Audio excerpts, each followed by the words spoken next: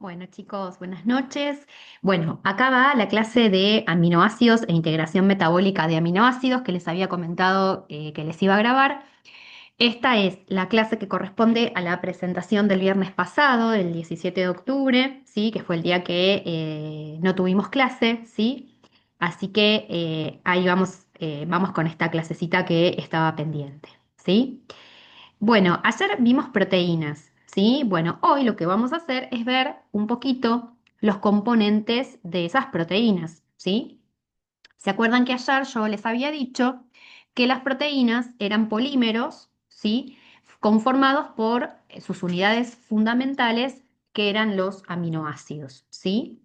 Entonces, acuérdense que los aminoácidos son los que se van a unir para formar justamente polipéptidos, es decir, las proteínas que vimos en la clase de ayer, ¿sí? Y estos aminoácidos en sí van a tener una estructura muy específica, ¿sí? Que es la que figura acá. Van a estar conformados por un ácido carboxílico, que es este que figura en amarillo. Van a estar conformados por un grupo amino, que es el carácter, es justamente el grupo que le confiere un carácter básico a la proteína o al aminoácido en este caso, mientras que el ácido carboxílico le confiere ese carácter justamente de ácido, ¿sí? Por eso se llaman aminoácidos, ¿sí? Y después vamos a tener un grupo lateral R o cadena lateral R, ¿sí? Que es un grupo, ¿sí? Que caracteriza cada aminoácido, ¿sí? Después vamos a ver más adelante en la presentación que cada aminoácido tiene una cadena lateral que es propia de cada uno. Bueno, entonces, como les comentaba recién, los aminoácidos, entonces, está con más detalle para que después, en la medida que ven esta clase, puedan acompañarlo con la presentación, ¿sí? Vamos a tener entonces un grupo carboxilo, que lo vamos a reconocer porque va a estar conformado por un carbono, dos oxígenos y un hidrógeno, ¿sí? Y como les comentaba recién, consiste entonces en un átomo de carbono unido a un doble enlace con un oxígeno, que es esto que estamos acá, ¿sí? Este carbono está unido con el oxígeno de manera doble, y un enlace simple con un grupo hidroxilo, que es este que tenemos acá, ¿sí? Eso entonces va a ser la constitución del grupo carbonilo o carboxilo. Después tenemos lo que es el grupo amino, ¿sí? El grupo amino, ¿sí? Está conformado por un nitrógeno, ¿sí? Y dos hidrógenos, ¿sí? Estos grupos, a diferencia del grupo carboxilo, ¿sí? Son grupos que son básicos, ¿sí? Y que, como les decía recién, les confiere ese carácter dual, ¿sí? De basicidad versus acidez, ¿sí? Y finalmente tenemos la cadena lateral R, que justamente, como les decía recién también, va a ser la parte variable de cada aminoácido, que es justamente la que le va a conferir propiedades únicas, determinando su función dentro de la proteína, ¿sí? Ahora vamos a ver que la cadena lateral R no es lo mismo para, no sé, la lisina que para, no sé, la valina, por ejemplo, ¿sí? Bueno, entonces, desde el punto de vista químico, si nos detenemos un poquito en lo que tiene que ver con lo que tiene que ver con la conformación del grupo carboxilo, ¿sí? Acuérdense entonces que el grupo carboxilo va a ser el grupo funcional de los ácidos carboxílicos, ¿sí? Si nosotros queremos distinguir, por ejemplo, un ácido carboxílico de un alcano, por ejemplo, ¿sí? El grupo funcional que nos va a permitir diferenciar un compuesto de otro, en el caso de los ácidos carboxílicos, es el grupo carboxilo, ¿sí? Básicamente, entonces, los ácidos carboxílicos son ácidos orgánicos que, como ustedes podrán ver, tienen gran importancia biológica porque forman parte de lo que tiene que ver con la estructura química del aminoácido, que luego el aminoácido va a conformar lo que tiene que ver con las proteínas, ¿sí? Bueno, por otro lado también algo importante que tienen que saber que cuando la cadena carbonada presenta un solo grupo carboxilo, ¿sí? los ácidos se van a denominar monocarboxílicos o ácidos grasos y estos se van a obtener a partir de la hidrólisis de las grasas, ¿sí? Esto, lo que tiene que ver con la hidrólisis de las grasas, lo vamos a ver en la clase de lípidos, en el video que les voy a grabar de clase de lípidos. En cuanto a la nomenclatura, si nosotros, por ejemplo, tenemos un ácido carboxílico, ¿sí? Para poder nombrarlo, acá les puse un ejemplo, ¿sí? Fíjense que los ácidos carboxílicos, ¿sí? Tienen la conformación de los hidrocarburos que venimos viendo, ¿sí? Que vimos allá por la primera clase, ¿sí? Fíjense que tienen una cadena carbonada, ¿sí? En este caso, por ejemplo, en el ejemplo que les puse, estamos ante la presencia del ácido propanoico, ¿sí? ¿Por qué? Porque tenemos una cadena de tres carbonos, uno, dos, más el carbono que aporta el grupo carboxilo, ¿sí? Acuérdense que el prefijo prop, ¿sí? O propa, en este caso, ¿sí? Me da la idea de que yo tengo una cadena carbonada de tres carbonos. Pero si fuera, por ejemplo, ácido, no sé, butanoico, yo tendría que tener uno, dos, tres carbonos más el carbono, ¿sí? Que proporciona el grupo carboxilo, ¿sí? Y así sucesivamente. Entonces, los ácidos carboxílicos yo los voy a poder mencionar de esta manera, anteponiendo la palabra ácido, el prefijo que corresponde a la cantidad de carbonos que yo tenga en la cadena principal, ¿sí? Y la terminación oico, ¿sí? Y algo importante para nombrar a estos compuestos, ¿sí? El carbono número uno es el que pertenece al carbono del grupo carboxilo, ¿sí? La numeración en este caso empezaría de derecha a izquierda, ¿sí? Voy a tener uno, 2 y 3, ¿sí? Entonces, mi primer carbono siempre va a ser el carbono que esté en el grupo carboxilo. Generalmente, en los ácidos carboxílicos, el grupo carboxilo, ¿sí? Va a estar siempre como al final de la cadena, ¿sí? Porque fíjense que nosotros es como que tenemos intuitivamente la costumbre de empezar a contar, no sé, uno, 2 y 3, ¿sí? El grupo se ubica al final de la cadena, pero para contar correctamente y poder dar la correcta nomenclatura, acuérdense que como primer carbono nos tenemos que posicionar en el carbono del grupo carboxilo, ese va a ser nuestro primer carbono, y empezamos a contar de derecha a izquierda, ¿sí? En este caso del ejemplo, mi primer carbono sería este, o sea que sería el carbono uno, el del ácido carboxílico, ¿sí? Lo que tiene que ver con el grupo. Mi segundo carbono sería el del CH2 y el tercero, el último, sería el del CH3, ¿sí? Así que acá sería uno, 2 y 3. Aunque el grupo carboxilo siempre lo vamos a encontrar al final. Y el nombre, acuérdense, va a ser ácido. En este caso, como tengo tres carbonos, va a ser prop, ¿sí? Y la terminación oico. En todo caso, si tienen dudas con el tema de nomenclatura, sobre todo con el tema de los sufijos, vuelvan a la clase número uno, ¿sí? Que ahí está la tabla, ¿sí? Hay una tabla que yo les había puesto, ¿sí? En donde les dice qué sufijo qué prefijo corresponde en función de la cantidad de carbonos que tiene la cadena carbonada, ¿sí? Y si no, pueden volver siempre a esta diapositiva que ya está subida al campus, ¿sí? Bueno, entonces, acá igual se los dejo más específico, ¿sí? Fíjense, en este caso sería el ácido metanoico, que también se denomina ácido fórmico en la jerga cotidiana, es el ácido de las hormigas. Se llama ácido metanoico porque tenemos solamente un carbono, ¿sí? Met. El prefijo met hace alusión a que tenemos un solo carbono a lo largo de nuestra cadena carbonada.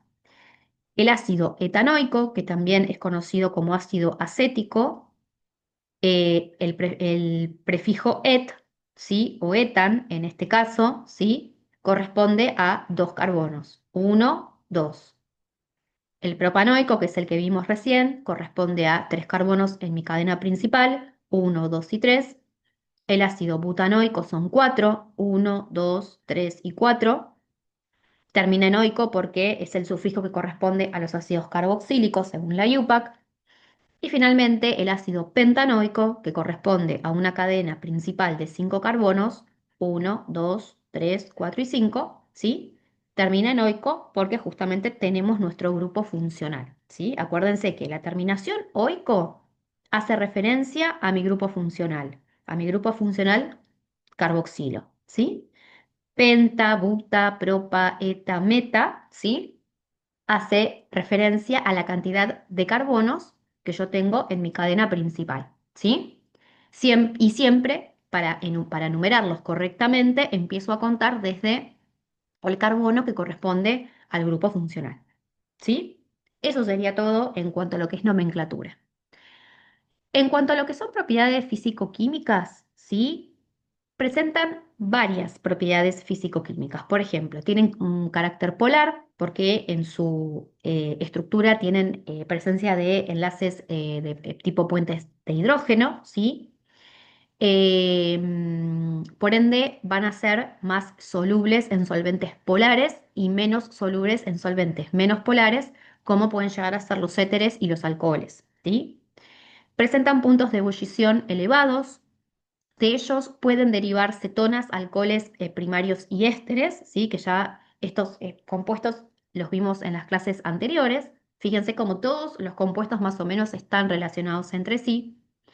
Y obviamente presentan una gran utilidad en la industria, ¿sí? Principalmente en la elaboración de polímeros y de resinas de poliéster. Bueno, muy bien, pasamos ahora al segundo grupo que corresponde o que integra la estructura de los aminoácidos, que es justamente el grupo amino, ¿sí? El grupo amino va a ser el grupo que le va a conferir este carácter de basicidad, ¿sí? Que tiene también el aminoácido, ¿sí? Bueno, entonces, el grupo amino, ¿sí? Derivan justamente de las aminas, ¿sí? Que a su vez son compuestos derivados del amoníaco, ¿sí?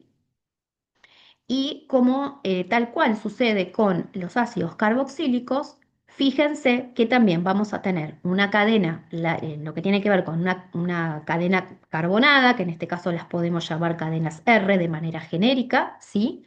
Y siempre vamos a poder darnos cuenta que estamos ante la presencia de una amina, ¿sí? Porque su grupo funcional siempre va a estar presente, ¿sí? Lo único que van a variar la cantidad de hidrógenos que yo tenga unidos al nitrógeno en función de las cadenas carbonadas que yo tenga, ¿sí? Esto tiene que ver con el grado de saturación que tenga, por ejemplo, el nitrógeno en función de las cadenas carbonadas con las cuales se encuentra unido, ¿sí? Fíjense que acá el nitrógeno, ¿sí? Está unido, ¿sí? A dos hidrógenos, ¿sí? Y está unido a una cadena lateral, ¿sí? Acá tenemos el nitrógeno, ¿sí? Que está unido a a dos cadenas laterales, ¿sí? Y finalmente este tercer nitrógeno, ¿sí? Que está unido a tres cadenas laterales, ¿sí? De ahí que las aminas pueden ser de tipo primarias, secundarias o terciarias, ¿sí? Dependiendo de la cantidad de cadenas carbonadas que estén unidos al nitrógeno. En cuanto a lo que es la nomenclatura común, ¿sí? Porque también hay una nomenclatura particular que es por ahí un poquito más compleja. Nosotros vamos a trabajar solamente con este tipo de nomenclatura, ¿sí? Para nombrarlas, vamos a nombrarlas por sus nombres comunes, ¿sí? ¿Cómo se forman estos nombres comunes? Bueno, se nombran agregando el sufijo amina, ¿sí? Al final de su nombre, justamente, ¿sí? Por ejemplo, fíjense este ejemplo, el que yo les puse acá, el metilamina, ¿sí? La terminación amina a mí me da la idea de que es una amina y que, por ejemplo, no es un ácido carboxílico, ¿sí? Acuérdense que nosotros los distintos compuestos los podíamos diferenciar si no teníamos la fórmula química por el nombre, ¿sí? Entonces, fíjense, la terminación yo ya sé que va a ser una amina. ¿Por qué? Porque justamente termina en amina, no termina en oico, ¿sí? Entonces, la amina lo que tiene que ver, ay, estoy apretando cualquier cosa. Espérame, vamos a cerrar acá. A ver, ahí se me abrió el copilot. Ahí está. Bueno, entonces, fíjense una cosa, ¿sí? que termine en amina, a mí me da una idea, ¿sí? De que el grupo funcional va a ser NH2, ¿sí? Y el que sea metil, en este caso, me está dando una idea justamente de que la cadena carbonada, ¿sí? Es solamente un grupo metilo, ¿sí? Pero así como tenemos el metilamina, podemos tener, ¿sí? El butilamina, ¿sí? El etilamina, ¿sí? Podemos tener innumerables aminas, ¿sí? Lo más importante es que ustedes se lleven esto, ¿sí? De que el sufijo siempre me va a dar o va a corresponder a la cantidad de carbonos, ¿sí? Que yo tenga en mi cadena principal. Tal cual pasa con, con lo que tiene que ver con los ácidos carboxílicos, ¿sí? La única diferencia es que después el sufijo de la palabra, ¿sí? Hace referencia al grupo funcional, que en este caso el grupo funcional de las aminas, ¿sí? Es NH2, ¿sí? Acá igual les dejo la nomenclatura común. Fíjense que tenemos un montón de aminas y cómo las vamos a nombrar, ¿sí? Por ejemplo, acá tenemos el caso que veíamos recién de lo que es la metilamina. Vamos a tener acá el ejemplo del etilamina, ¿sí? Fíjense, ¿por qué etilamina? Porque tenemos uno, dos carbonos en mi cadena principal. Eso corresponde al prefijo etil. Y la terminación amina, ¿por qué? Porque yo tengo mi grupo funcional NH2. Acá, propilamina, uno, dos, tres carbonos, ¿sí? Propil. ¿Por qué termina en amina? Porque es NH2, ¿sí? Butilamina, lo mismo. Butil, yo espero tener cuatro carbonos en mi cadena principal. Uno, dos, tres y cuatro. Termina en amina porque mi grupo funcional es NH2, ¿sí?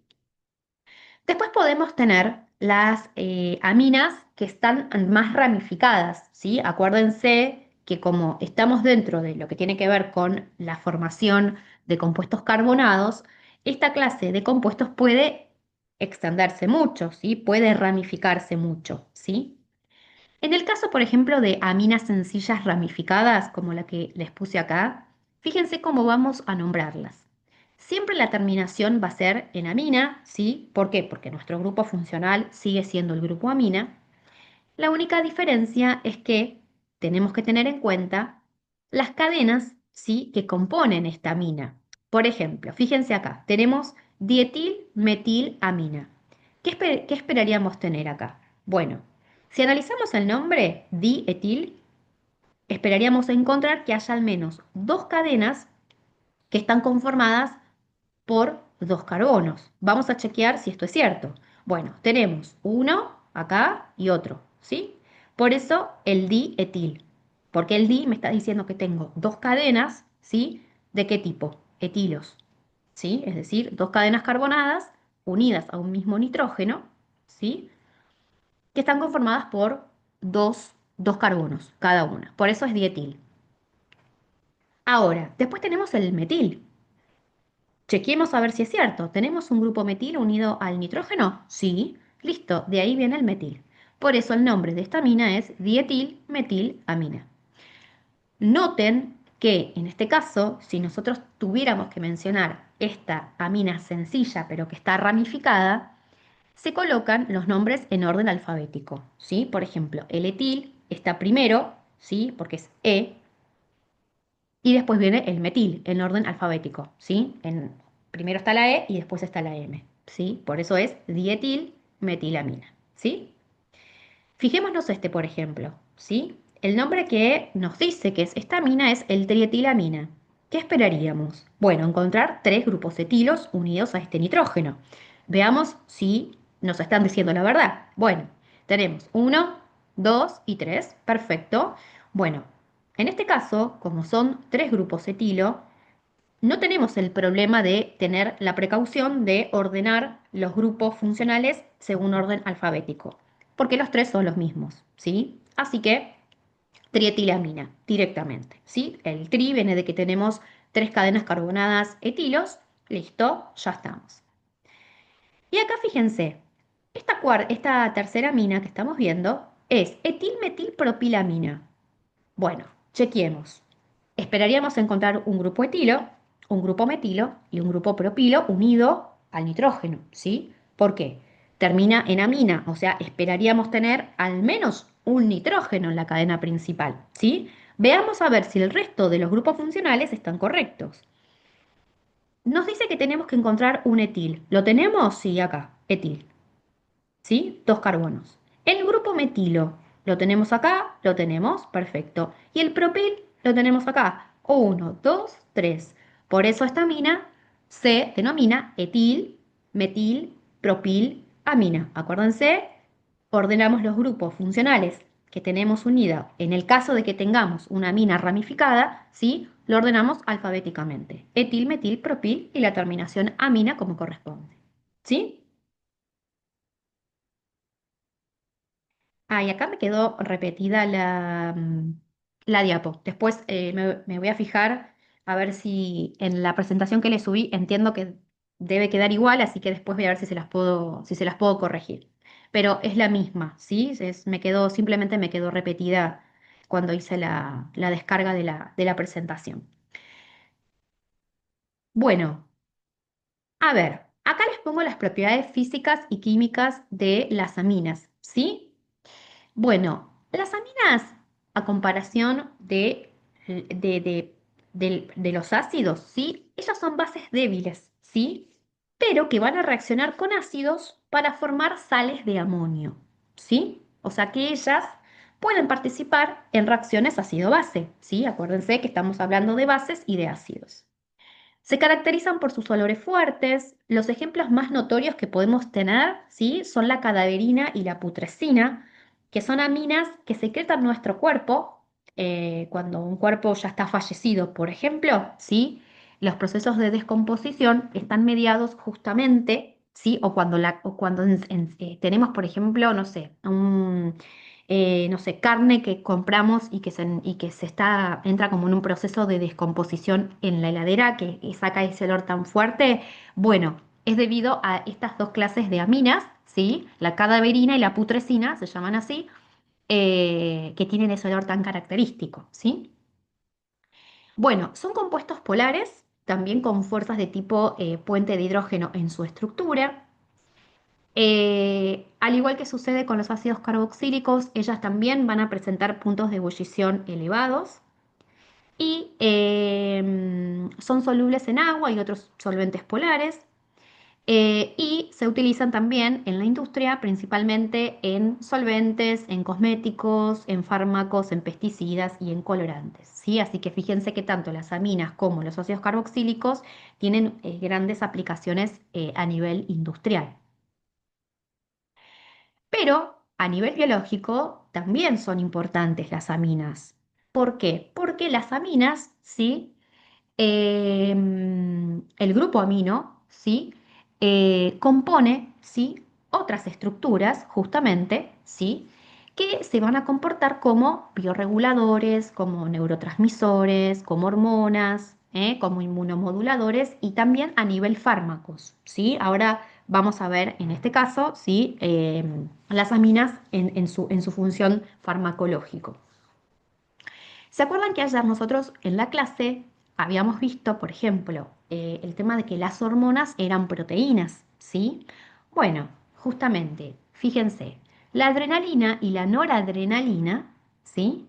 Son hormonas, están conformadas por grupos aminos, porque van a ser proteínas, y estas proteínas a su vez van a estar formadas por aminoácidos y por ende van a tener en su estructura el grupo amino, ¿sí?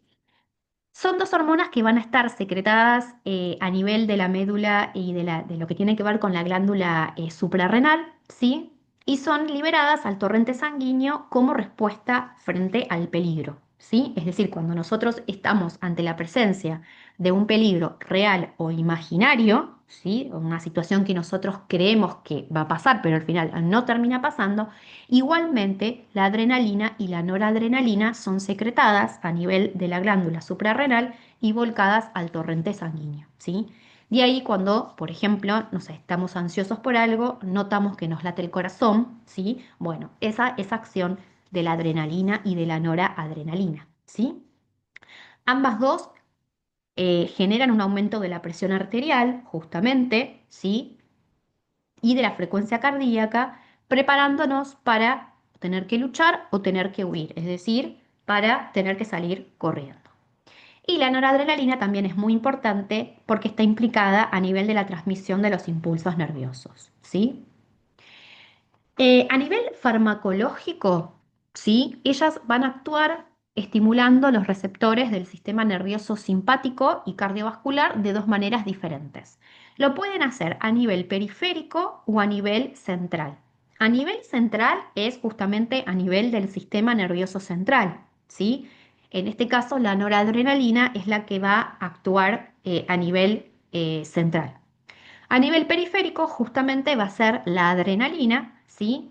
Que ella lo que hace es, o mejor dicho, el sistema nervioso periférico, digamos, presenta receptores para adrenalina, ¿sí? Justamente para que ella pueda cumplir, ¿sí? Su función de aumentar la frecuencia cardíaca, ¿sí?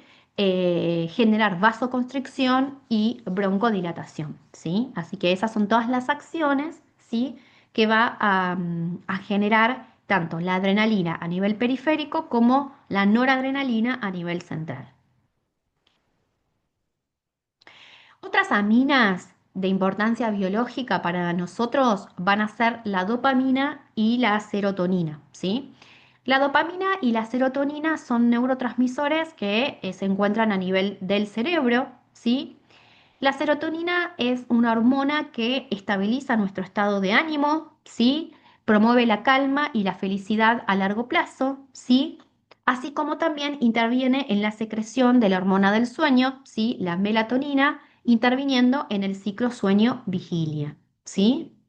La serotonina, justamente, ¿sí? Promueve la calma, promueve funciones biológicas como el apetito y la función intestinal, ¿sí? Y justamente mejora la concentración, ¿sí? Y promueve en líneas generales en nosotros y en cualquier ser vivo, ¿sí? Una sensación de calma y de tranquilidad, ¿sí?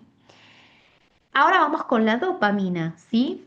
La dopamina básicamente está secretada a nivel de lo que tiene que ver con el hipotálamo, también a nivel central, ¿sí? Y la dopamina se libera o es secretada como respuesta a experiencias placenteras, ¿sí? Impulsando la motivación para poder repetir esas acciones, ¿sí? Está vinculada también a lo que tiene que ver con los procesos de aprendizaje y de memoria en la formación de recuerdos, ¿sí? Y se ha comprobado que niveles anormales de esta hormona, ¿sí? Se asocian con desórdenes tales como, por ejemplo, la enfermedad de Parkinson, ¿sí? Así que fíjense qué importantes que son todas las aminas que venimos viendo hasta ahora, ¿sí? Otra utilidad especial que tienen las aminas es que en el laboratorio se pueden utilizar como medio de marcaje para anticuerpos fluorescentes, ¿sí? Esto es una foto, ¿sí? De una técnica que se usa, ¿sí? De etiquetación de anticuerpos con aminas, ¿sí? Como marcadores fluorescentes, ¿sí?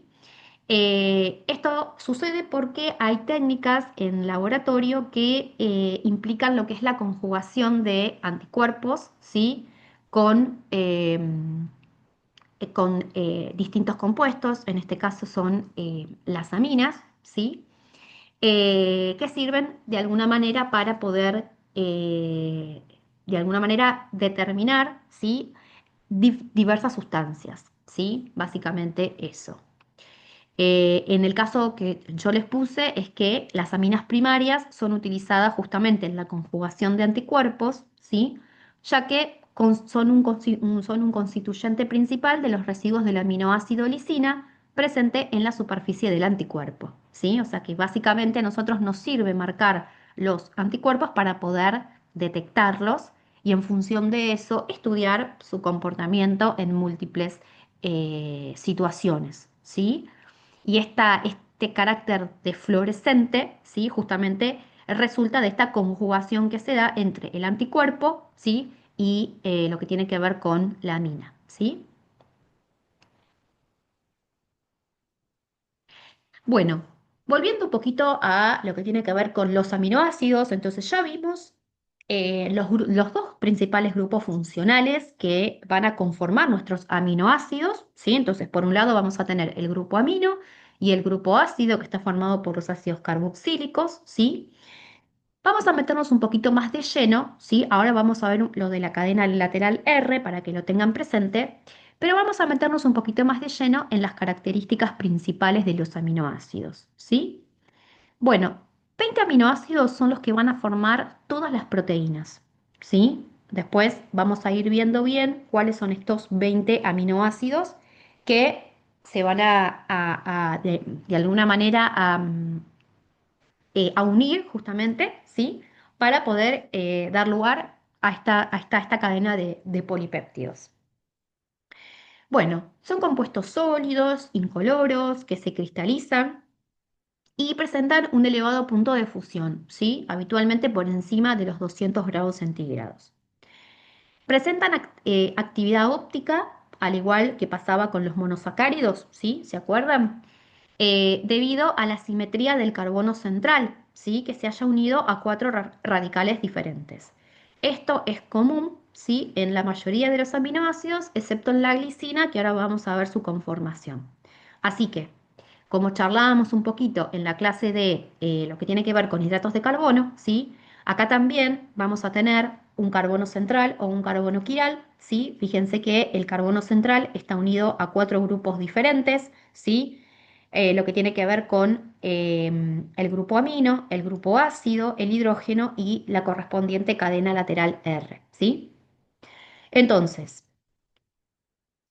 que tengamos un carbono quiral significa que van a presentar actividad óptica. Esto significaba que al presentar actividad óptica hace que los aminoácidos puedan rotar en un plano u otro, o sea, en una dirección u otra, el plano de la luz polarizada, ¿sí? Que es un poco lo que pasaba con los hidratos de carbono, ¿sí? Entonces, al igual que sucedía con los hidratos de carbono, vamos a tener aminoácidos en serie D, si el grupo amino está ubicado hacia la derecha, ¿sí? O de serie L, si el grupo amino se encuentra ubicado hacia la izquierda. Tal cual sucedía con los glúcidos, acá va a pasar, pero con el grupo amino, ¿sí? Y los aminoácidos presentes en los seres vivos pertenecen a la serie L, ¿sí? La serie L es la más frecuente, ¿sí? En nosotros los seres vivos. Bueno, fíjense, acá les puse que en los aminoácidos, ¿sí? Entonces, fíjense, si el grupo amino está hacia la derecha, va a ser un D aminoácido, ¿sí? Es decir, un D y el nombre del aminoácido, ¿sí? Ahora, si el grupo amino está hacia la izquierda, de lo que tiene que ver con el carbono quiral, ¿sí? Va a ser un L aminoácido, ¿sí? Y acá les dejo cómo reconocerlos. Y les puse, por ejemplo, el caso de la alanina, ¿sí? Lo que es la L-alanina y la D-alanina, ¿sí?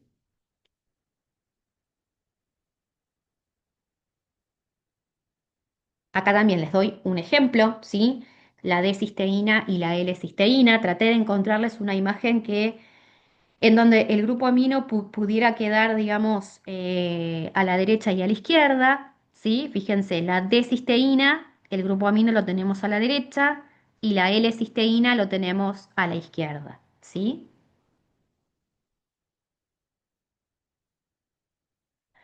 Bueno, en cuanto a lo que tiene que ver con la clasificación de los aminoácidos, ¿sí? Los aminoácidos los podemos clasificar siguiendo dos criterios principales. Por un lado vamos a tener la polaridad del grupo, ¿sí? O la cadena lateral R, es decir, el tipo de cadena lateral, ¿sí?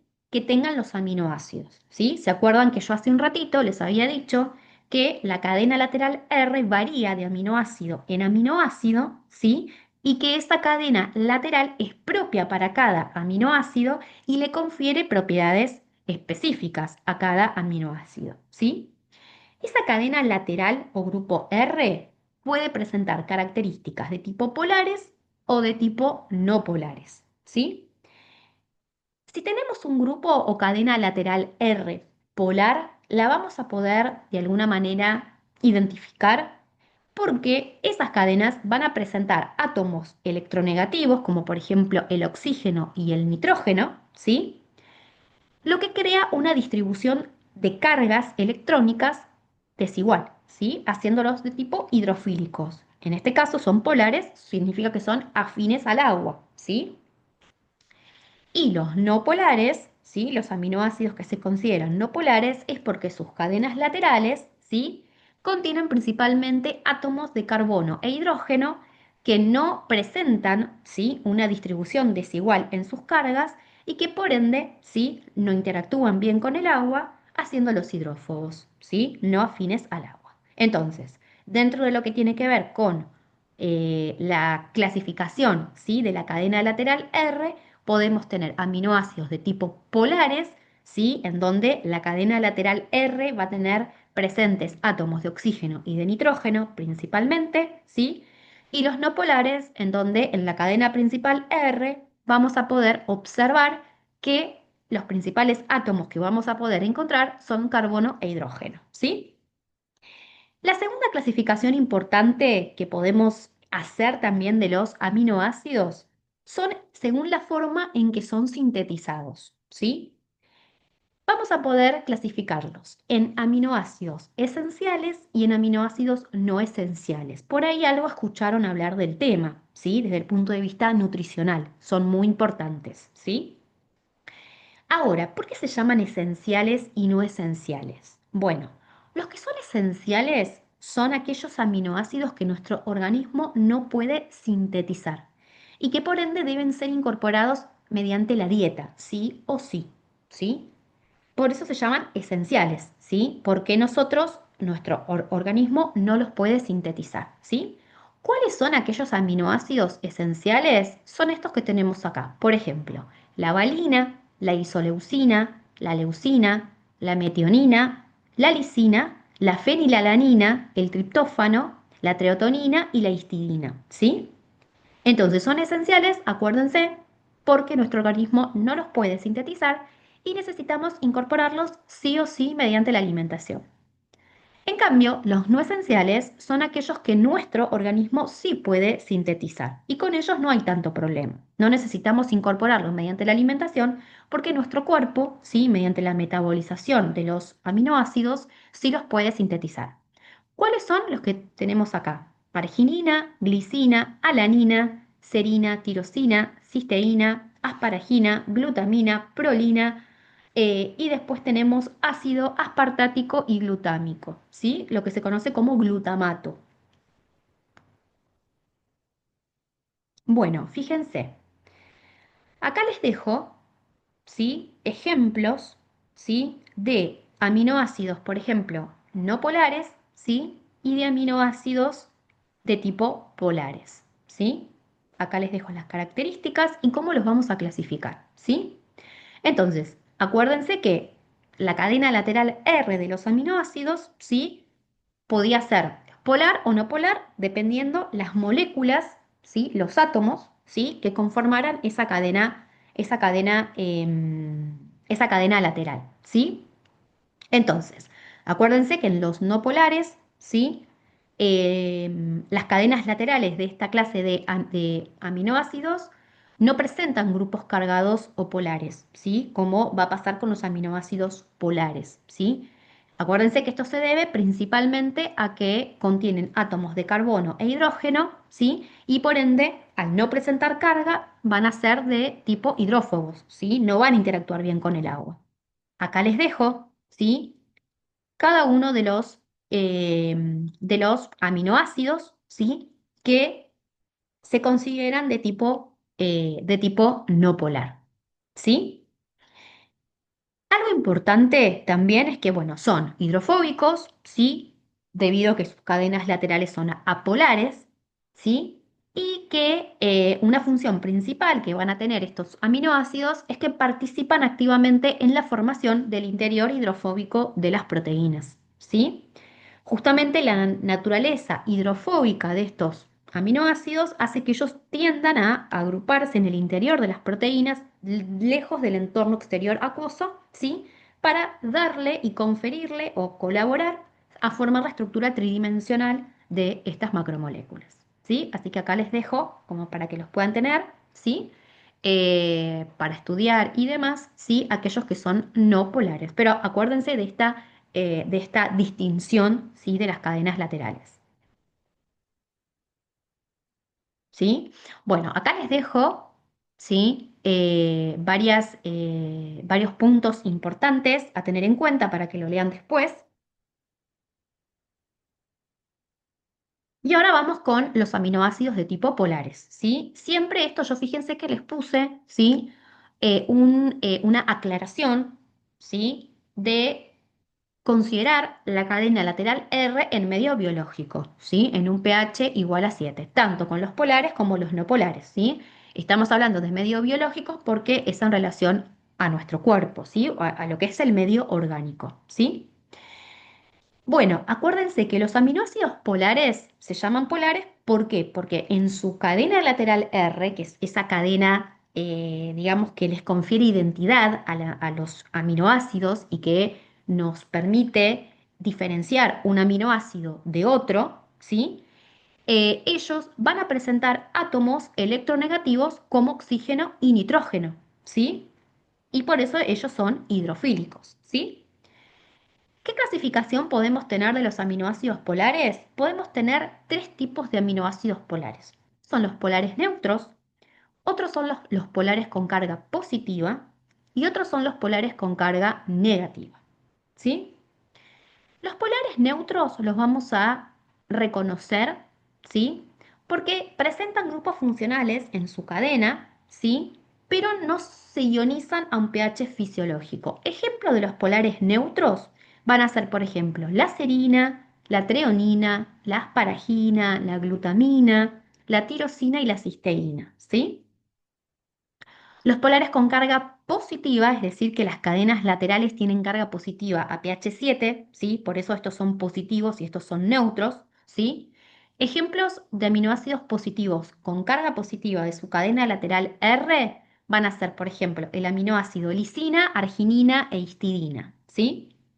Y finalmente, aquellos aminoácidos que tienen cadenas polares con carga negativa, ¿sí? Es decir, contienen un grupo carboxilo adicional, esa va a ser una forma de diferenciarlos, ¿sí?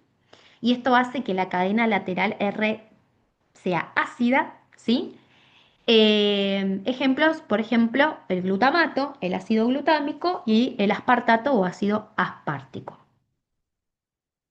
Acá les dejo para que lo vean. Fíjense, los polares neutros, como les decía recién, van a tener en su cadena lateral, ¿sí? Em, en su mayoría, ¿sí?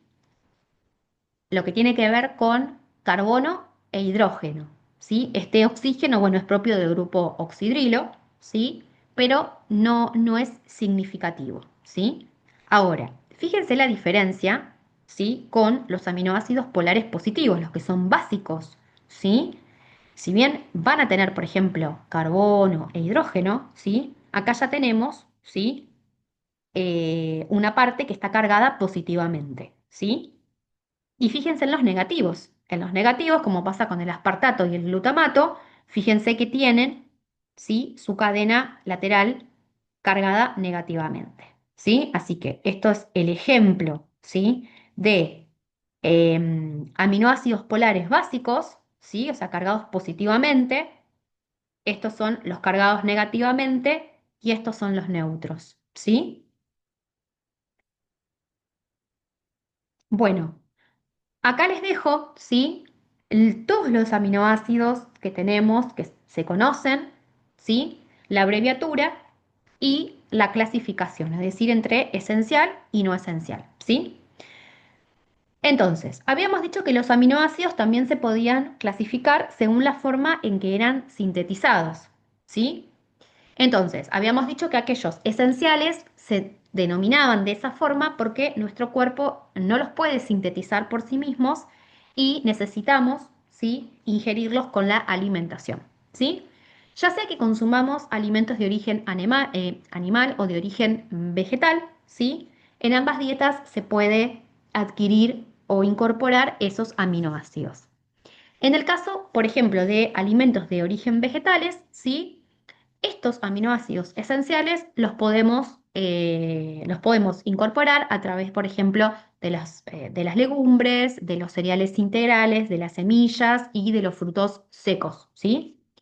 Después, por ejemplo, en el caso puntual de la soja y la quinoa, ya por sí solos, ellos contienen todos los aminoácidos esenciales y por ende son consideradas proteínas vegetales completas, ¿sí? Otro ejemplo son también el tofu y el tempeh. O sea que si alguno de ustedes es vegetariano o vegano, sepan que consumiendo soja, quinoa, tofu y tempeh están incorporando proteínas completas de origen vegetal, ¿sí? Bueno, y en el caso de los aminoácidos no esenciales, ¿sí? Acuérdense que se llaman no esenciales porque son aquellos que nuestro organismo sí puede sintetizar, ¿sí? ¿A partir de dónde? A partir del ciclo de Krebs, ¿sí? ¿Se acuerdan que nosotros en lo que es integración metabólica de glúcidos habíamos visto lo que tenía que ver con la respiración celular y el ciclo de Krebs, ¿sí? Bueno, el ciclo de Krebs suele ser el punto de partida para la producción de varios intermediarios que luego van a servir como precursores para la síntesis de estos aminoácidos no esenciales, ¿sí? Y esta es la cadena, ¿sí? Que nosotros tenemos que tener en cuenta. Por ejemplo, del alfa-cetoglutarato, que es un precursor que deriva del ciclo de Krebs, el alfa-cetoglutarato se va a transformar en glutamato, ¿sí? Y el glutamato va a dar origen a estos tres aminoácidos, la glutamina, la prolina y la arginina, ¿sí? Del oxalacelato, que también es un precursor que se obtiene a partir del ciclo de Krebs, vamos a poder obtener aspartato y por ende asparagina, ¿sí? Que es un aminoácido de tipo no esencial. Y del rey, ¿no? De el ciclo de Krebs, que es el piruvato, ¿sí? El piruvato nos va a permitir eh, obtener el aminoácido alanina, ¿sí? Así que fíjense qué importante que también es empezar a poder vincular ciclo de Krebs, no solamente con lo que tiene que ver con la parte de lo que tiene que ver con el metabolismo de la glucosa, sino que también lo vamos a poder vincular con el metabolismo de aminoácidos y proteínas. Otra cosa importante que tenemos que tener en cuenta es que va a haber aminoácidos, ¿sí? O precursores de aminoácidos como son el aspartato y el glutamato, que van a participar activamente del metabolismo del nitrógeno en el denominado ciclo de la urea, que esto también lo vamos a ver ahora en breve, ¿sí? Y otra cosa importante es que el aminoácido alanina, que interviene en el metabolismo del nitrógeno, en este caso, en lo que es el metabolismo del nitrógeno, se lo transporta desde el músculo al hígado, ¿sí? Ya sea para su eliminación o para aprovecharlo energéticamente, ¿sí? Todo esto dentro del denominado ciclo de la alanina, ¿sí? Entonces, dentro de esta clase vamos a ver ciclo de la urea y ciclo de la alanina, ¿sí? Que son como los dos ciclos más importantes que están relacionados con aminoácidos y proteínas. Acá les dejo, como les comentaba recién, una tablita, ¿sí? Con el aminoácido, la abreviatura y la clasificación. Bueno, con respecto al comportamiento de los aminoácidos, y esto es importante porque en solución acuosa, ¿sí? Dependiendo del pH en el cual se encuentren los aminoácidos, pueden comportarse de dos maneras diferentes. Y esto se relaciona con la composición química que tienen los aminoácidos, ¿sí? ¿Se acuerdan que al principio de esta clase habíamos dicho que los aminoácidos tienen una parte amino, que es una parte básica, y una parte ácida que viene conferida por el lado de los ácidos carboxílicos? Bueno, los aminoácidos entonces, dentro del pH en el cual se encuentren, van a tener un carácter dual. ¿Qué quiere decir esto? Es que pueden comportarse en una forma anfótera, ¿sí? O una forma de Switterion, ¿sí? El comportamiento anfótero significa que los aminoácidos van a poder ionizarse, es decir, adquirir carga, ya sea positiva o negativa, dependiendo del pH del medio en el cual se encuentran. ¿Qué quiere decir esto? Que si ellos están en un medio, digamos, básico, se van a poder comportar como ácidos, y si están en un medio ácido se van a poder comportar como bases, ¿sí? Y en el caso del pH fisiológico, ¿sí? El aminoácido puede comportarse como un suiterión, ¿sí? El término suiterión hace referencia a la propiedad que tienen los aminoácidos de poder comportarse como ácido y base a la vez. Esto se da solamente en pH fisiológico, ¿sí? Acá estamos hablando de un pH que puede variar, ¿sí? Que puede ser un pH de un medio ácido o un pH de un medio alcalino, ¿sí? Ahí es cuando ellos se comportan anfoteramente, ¿sí? En cambio, a nivel de pH fisiológico, como pasa por ejemplo con nosotros, ¿sí?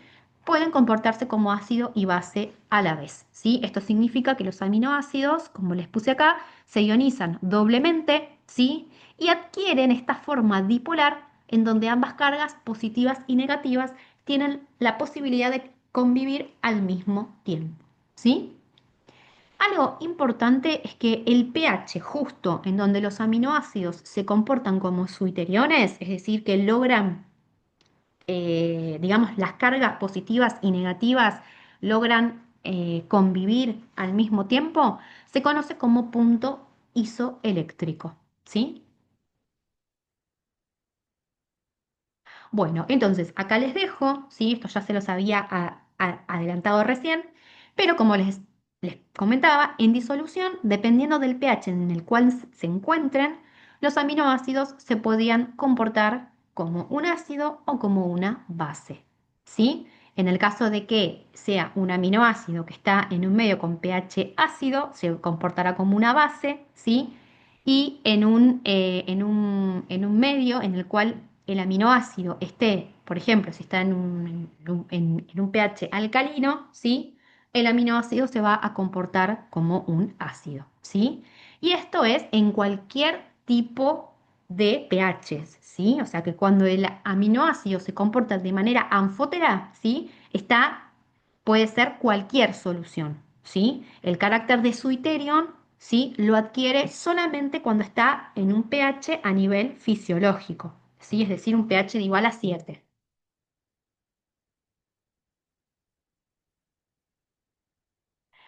Muy bien, entonces, dentro de lo que es una solución, ¿sí?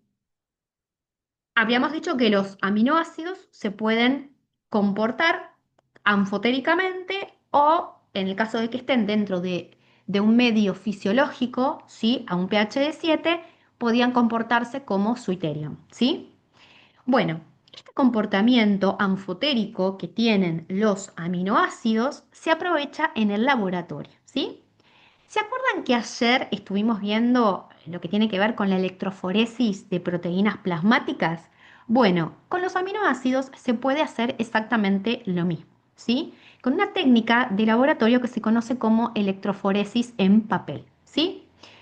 Tanto la electroforesis en papel como la electroforesis de proteínas plasmáticas, que yo ayer les había comentado que se lleva a cabo dentro de un soporte que puede ser, por ejemplo, gel o acetato, ¿sí? La electroforesis en papel, el soporte en donde nosotros vamos a poner la solución de aminoácidos es un papel, por eso se llama electroforesis en papel, ¿sí? Básicamente, la electroforesis de aminoácidos, al igual que lo que sucedía con la electroforesis de proteínas plasmáticas, es una técnica de separación, en este caso de aminoácidos, que los va a separar según la carga, ¿sí? ¿Se acuerdan que ayer, cuando vimos la electroforesis de proteínas plasmáticas, veíamos que las proteínas se podían separar no solamente por su carga, sino también por el tamaño que esas proteínas tienen y también por la velocidad de migración? Bueno, acá con los aminoácidos, como son partículas obviamente mucho más pequeñas que las proteínas, esta técnica, la de la electroforesis en papel, los separa según la carga eléctrica que ellos presentan, ¿sí? Entonces, la electroforesis en papel es una técnica que se utiliza en sustancias de bajo peso molecular. Los aminoácidos son muy chiquititos, a diferencia de las proteínas, ¿sí?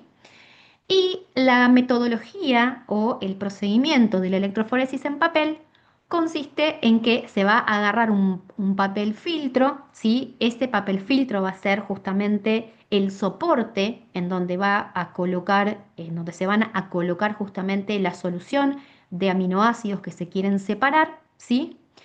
En cada costadito, ¿sí? El soporte, digamos, eh, vamos a poner, digamos, voltajes, ¿sí? De un lado vamos a tener el ánodo y del otro lado vamos a tener el cátodo, ¿sí? El ánodo es el polo con carga positiva y el cátodo es el polo con carga negativa, ¿sí? Al mismo tiempo, una vez que nosotros tenemos un soporte de papel en donde vamos a poner la solución con los aminoácidos que queremos separar, también eso se acompaña de una solución tampón y el voltaje que yo recién les decía, ¿sí? Entonces, básicamente, sí, acuérdense que los aminoácidos, como pueden llegar a presentar carga positiva o carga negativa, ¿sí? O carga neutra, dependiendo los átomos que componen la cadena lateral R, dependiendo la carga que esos aminoácidos presentes, migrarán, ¿sí? O hacia el polo positivo o hacia el polo negativo, ¿sí? Y ahí va a evidenciarse esa separación según la carga, ¿sí? Que es un poquito lo que les puse acá, ¿sí? La velocidad de migración va a estar determinada principalmente por la carga eléctrica que presente ese aminoácido en la solución, ¿sí? En el cual se esté llevando a cabo la electroforesis en papel, ¿sí? Entonces, básicamente, como para que ustedes sepan, la electroforesis en papel es una técnica que se utiliza para separar aminoácidos según su carga eléctrica, ¿sí? Y generalmente el soporte que se utiliza es el papel, ¿sí? A diferencia de la electroforesis de proteína plasmática, en donde vamos a tener, por ejemplo, puede ser, por ejemplo, no sé, acetato de celulosa o gel de agarosa, ¿sí? Pero porque estamos ya separando proteínas, ¿sí? Bueno, acá les dejo el fundamento del método, ¿sí? Para que lo lean de manera más detallada. Yo más o menos algo recién les expliqué, ¿sí? Acá les dejo una foto, ¿sí? Fíjense cómo se ven en este caso los aminoácidos, ¿sí? Separaditos. Y acá les dejo para cuando estén resolviendo la guía, ¿sí? En primer lugar, lo del tema de electroforesis en papel es una pregunta de la guía, así que acá tienen la respuesta. Lo único que tienen que hacer ustedes es sentarse y leer, comprender, estudiar, ¿sí? Y cualquier cosa, si tienen dudas, me preguntan. Y acá tenemos, ¿sí? Otra pregunta que les hice en la guía, que es un problema que les puse que dice, se tiene una solución que contiene 4 tipos de aminoácidos diferentes. Y tenemos estos aminoácidos. Tenemos alanina, ácido glutámico, lisina y serina, ¿sí? Acá les pongo el punto isoeléctrico, ¿sí? La alanina tiene un punto isoeléctrico de 6, se los pongo acá. El ácido glutámico de 3,2, la lisina de 9,7, la serina de 5,7, ¿sí? Entonces, el objetivo de esto es, nos interesa poder predecir cómo será su comportamiento si realizamos una electroforesis con una solución tampón de pH igual a 6, ¿sí? Entonces, lo que nosotros queremos saber es cuáles son los aminoácidos que van a migrar, ¿sí? Si hay alguno que no va a migrar, si se va a quedar en su lugar de origen, y aquellos que migran, ¿sí? ¿Hacia dónde lo harán? ¿Sí? Si lo harán para arriba o, digamos, si lo harán hacia lo que es el polo positivo o el polo negativo, ¿sí? Entonces, lo que tenemos que tener en cuenta acá, ¿sí? Son dos cosas importantes. El concepto, como les dije recién, de punto isoeléctrico, ¿sí? Y las características del pH del medio, ¿sí? Entonces, por un lado, lo que tenía que ver con el punto isoeléctrico, ¿sí? La definición es justamente el valor de pH en el cual un aminoácido tiene carga eléctrica neta igual a cero, ¿sí? Es decir, a ese pH las cargas positivas y negativas dentro de la molécula se equilibran formando un ion dipolar o switterion, ¿sí? Debido a eso, ¿sí? Esos aminoácidos no van a migrar en un campo eléctrico ya que no van a tener carga neta, ¿sí? Y algo importante es que cada aminoácido tiene un punto isoeléctrico, ¿sí? Este punto isoeléctrico se determinó en función de varios experimentos que se fueron haciendo. Así que el valor experimental conocido se pueden consultar en bibliografía o en internet, ¿sí? Eso lo pueden sacar, no es que lo tienen que calcular ni nada, simplemente ponen punto isoeléctrico del aminoácido que necesitan y hay toda una tabla, ¿sí? Al cual ustedes pueden acceder, ¿sí? Así que, por un lado, para resolver este problema y poder entenderlo, necesitamos tener en claro el concepto de punto isoeléctrico, ¿sí? Ahora, vamos con las características del pH del medio, ¿sí? Acá lo que tenemos que hacer es entender qué pasa, o sea, comparar, ¿sí? ¿Qué pasa cuando el pH del medio es menor, mayor o igual al punto isoeléctrico de ese aminoácido, ¿sí? Entonces, cuando el pH del medio es menor que el punto isoeléctrico de nuestro aminoácido, decimos que el aminoácido está protonado. ¿Qué quiere decir esto? Que si estamos ante la presencia de un pH menor, ¿sí? El pH del medio va a ser ácido, ¿sí? Así que en este caso se espera que el aminoácido se protone, ¿sí? Adquiera una carga positiva y por ende, si ese aminoácido adquiere una carga positiva, va a migrar hacia el polo opuesto, ¿sí? Al polo negativo, ¿sí? Ahora, si tenemos un pH del medio mayor que el punto isoeléctrico, esperaríamos que el aminoácido esté desprotonado, es decir, que se comporte como un ácido, ¿sí? Por eso decimos que va a tener carga negativa y por ende va a migrar hacia el polo opuesto, que es el polo positivo, ¿sí? Ahora, cuando el pH del medio es igual al punto isoeléctrico, ¿sí? De nuestro aminoácido, el aminoácido queda con carga neta nula, ¿sí? Se comporta eléctricamente de esa manera, ¿sí? Y por ende no va a migrar y va a permanecer inmóvil. Entonces, sabiendo esto, teniendo el concepto claro de punto isoeléctrico, ¿sí? Y también entendiendo la relación que se da entre el pH del medio en el cual está metido el aminoácido, ¿sí?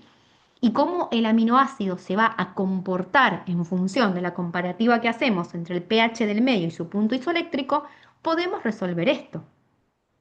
Comparemos, ¿sí? A ver, el punto isoeléctrico de la alanina, que yo se los doy como dato acá, es 6, ¿sí?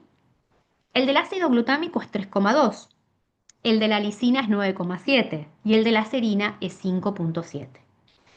El pH de la solución tampón, es decir, del medio en el cual nosotros queremos hacer la electroforesis, el pH es de 6. Entonces, lo que tenemos que comparar para ver qué comportamiento tendrán la alanina, el ácido glutámico, la lisina y la serina, es comparar justamente, ¿sí? El punto isoeléctrico de cada aminoácido con el pH del medio, que sabemos que se va a mantener constante, ¿sí? Entonces, fíjense, la alanina tiene un punto isoeléctrico de 6. En este caso podemos decir que el pH del medio, que es 6, es igual, ¿sí? Al punto isoeléctrico, ¿sí? Que presenta la alanina. Entonces, cuando el punto isoeléctrico del aminoácido es igual al pH del medio, acuérdense que la carga neta del aminoácido es neutra, es decir, se neutraliza y por ende no va a tener un movimiento en la electroforesis, no va a haber un patrón migratorio hacia el ánodo o hacia el cátodo, ¿sí? En este caso, la alanina se va a quedar inmóvil a este pH, ¿sí? Si cambiáramos el pH, por ahí sería diferente. Veamos el caso del ácido glutámico. El ácido glutámico tiene un punto isoeléctrico bajo de 3,2. En este caso, el punto isoeléctrico del ácido glutámico es menor al pH del medio, ¿sí? Entonces, ¿cuál va a ser la carga neta del aminoácido? Y va a ser negativa, ¿sí? Entonces, ¿qué es lo que va a pasar? El aminoácido va a quedar con una carga negativa, ¿sí? Por ende, se espera que migre hacia el polo positivo, hacia el polo contraria, ¿sí? Veamos qué pasa con la lisina. La lisina tiene un punto o presenta un punto isoeléctrico de 9,7, ¿sí? Comparación del pI de la lisina frente al pH del medio. Lo que tiene que ver con el punto isoeléctrico es mayor al pH, la carga neta que va a tener la lisina es positiva, por ende va a migrar hacia el polo opuesto, que es el polo negativo. Y finalmente vamos a ver la serina. La serina tiene un punto isoeléctrico de 5,7. El pH del medio es 6, son casi iguales, ¿sí? La carga neta que va a adquirir este aminoácido es ligeramente negativa y va a tender a ser nula. Por ende, esperaríamos que tenga un pequeño movimiento, ¿sí? O mínimo o nulo, ¿sí? Así que fíjense que el ejercicio este, que es un caso práctico que yo les puse en la guía, ¿sí? Creo que varía ligeramente los aminoácidos, pero la forma de resolución y de análisis es esta que yo les estoy explicando acá, como para que lo puedan tener en cuenta a la hora de ponerse a resolver ese ejercicio.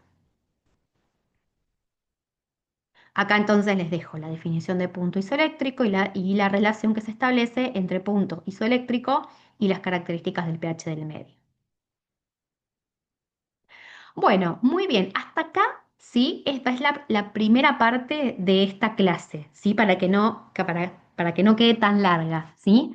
En el próximo video vamos a arrancar entonces con rutas metabólicas de los aminoácidos, en donde vamos a ver justamente estos dos ciclos que yo recién les mencionaba, que son de todos los que tenemos como los más importantes, el ciclo de la urea y el ciclo de la alanina, ¿sí?